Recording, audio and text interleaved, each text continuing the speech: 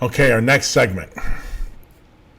Editorial from the Chicago Tribune.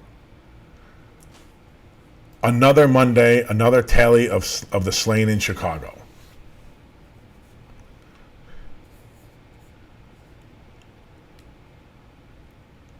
It's just not good.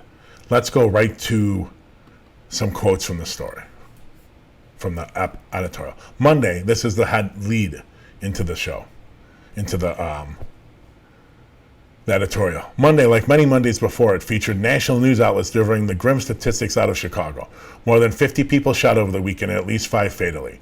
The news anchors at one station expressed exasperation at the story that just never ends, the city's inability to get a handle on violent crime. To those news anchors, imagine living here. Now, as far as the Tribune Editorial Board, I doubt anyone does, ladies and gentlemen. They're all suburbanites. And a lot of the reporters are suburbanites. I think John Cass, who just recently took the buyout, thank the Lord, we now have to read his lunacy anymore, just moved back into the city after a couple decades in the suburbs.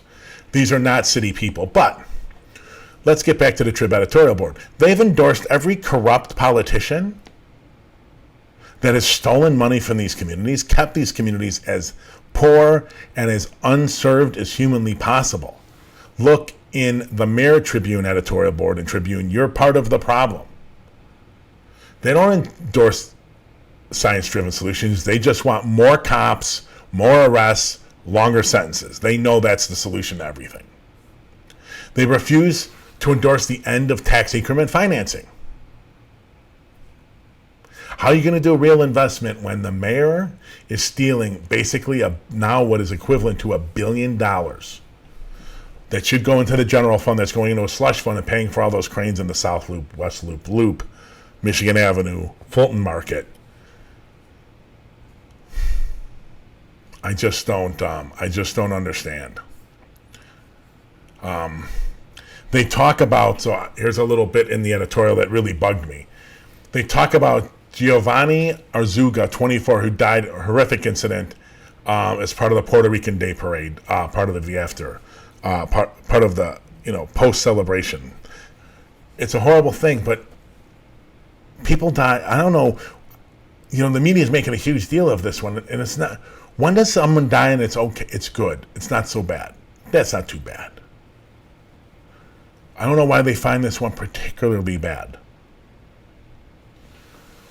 What really bugs me about it is they go and they're like his wife or girlfriend. They didn't know. They didn't put the research in to find out because his female companion, whoever his partner is, and I just looked at the Trib version of this, they didn't take the time to find out who the female in the car was. So they don't have a name. And they don't know if they were in some kind of relationship. Come on, Tribune. Could you have shown just a little more effort into caring about the woman who died in this situation? And they link, when they talk about that, about they were Giovanni Arzuga, 24, who died from injuries, and his wife or girlfriend. The they were in that article is hyperlinked, and it's linked to the Sun-Times talking about Giovanni Arzuga and wife or girlfriend because they don't know. So neither media outlet knew. So it's like the Tribune was passing off their inability to identify her to the Sun-Times.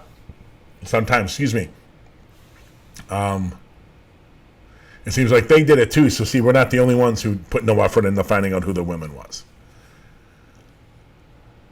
There's no doubt violence levels in Chicago are shameful. But can you please propose solutions or back solutions that are backed by science? That's all we're asking.